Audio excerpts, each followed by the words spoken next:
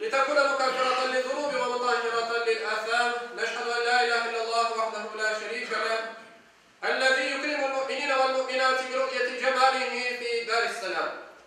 ونشهد أن سيدنا وسندنا ومولانا محمدا عبده ورسوله المبعوث بالدعوة وهي إلى دار السلام. صلى الله تعالى عليه وعلى آله وأولاده وأزواجه وأصحابه وأتباعه وخلفائه الراشدين المرشدين المهديين من بعده ووزرائه الكاملين في عهده، خصوصا منهم على الأئمة خلفاء رسول الله على التحقيق أمير المؤمنين حضرة أبي بكر وعمر وعثمان وعلي وعلى بقية الصحابة والتابعين رضوان الله تعالى عليهم أجمعين. أيها المؤمنون الحاضرون اتقوا الله واطيعوه إن الله مع الذين اتقوا والذين هم محسنون. قال الله تعالى في كتابه الكريم: أعوذ بالله من الشيطان الرجيم. بسم الله الرحمن الرحيم. وتعاونوا على البر والتقوى ولا تعاونوا على الإثم والعدوان واتقوا الله إن الله شديد العقاب. Sadakallahul azim.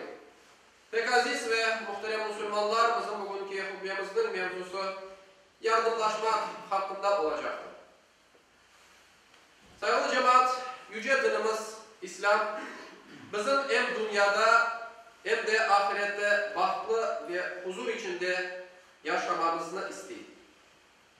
Bunun için Müslümanlar ağa kardeş ilan etilip, bir beden gibi hareket etmeye davet edilir. Müslüman kardeşinin bir probleması olganda, onun bu problemasını, o probleması gibi kabul edip, ona yardım elini uzatmaya çağırır.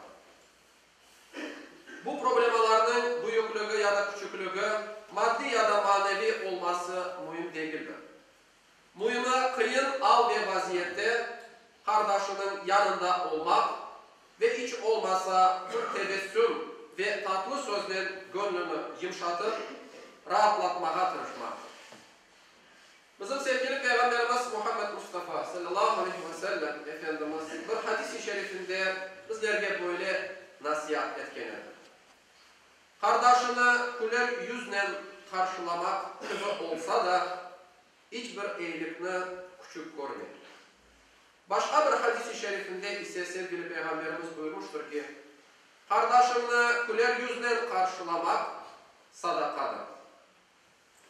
Hürmetli cemaat, yardımlaşmada hürmetin, sevginin ve en esası hakiki kardeşlikten nasıl olması gerektiğine misal gösterilecek olsa, Medine'de yaşayan Ensar'ın Mekke'den gelgen muhacirlerge yapan yardımları ve kardeşlikten daha da büyük bir misal yoktur.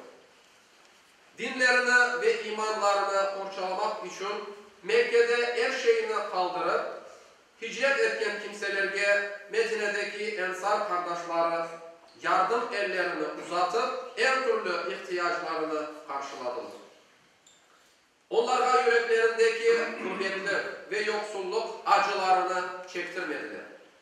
Onların bu münasebetleri yüce kitapta yer aldı ve asırlardır Müslüman ümmetinin tillerinde destan oldu. Sayılı cemaat, hutbemizni başında okulan ayet-i kerimenin manasından bitirmek istedim. Yaxşılık yapmakta ve yüreklerinizde Allah korkusunu kuvvetlendirmekte birbirinizge yardım etiniz. Günahlarda ve düşmanlık yapmakta birbirinizge yardım etmeyiniz. Allah'tan korkunuz. Hakikaten Allah'ın azabı şiddetlidir. Ela inna ahsenel kelam ve ablağın nizam kelamullahil melikil azizil allam. Kema kâle Allahu tebâreke ve teâlâ fil kelam ve izâ kuri'el Kur'ânu festemi'û leh ve ansitu leallekum turhamûn.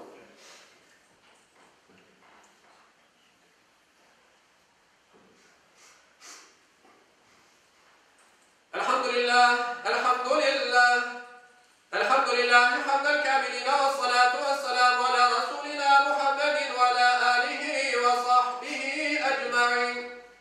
Ta'zimen li nebiyyihi ve tekrimen li fekâmeti şâni şerefi safiyy. Fekâle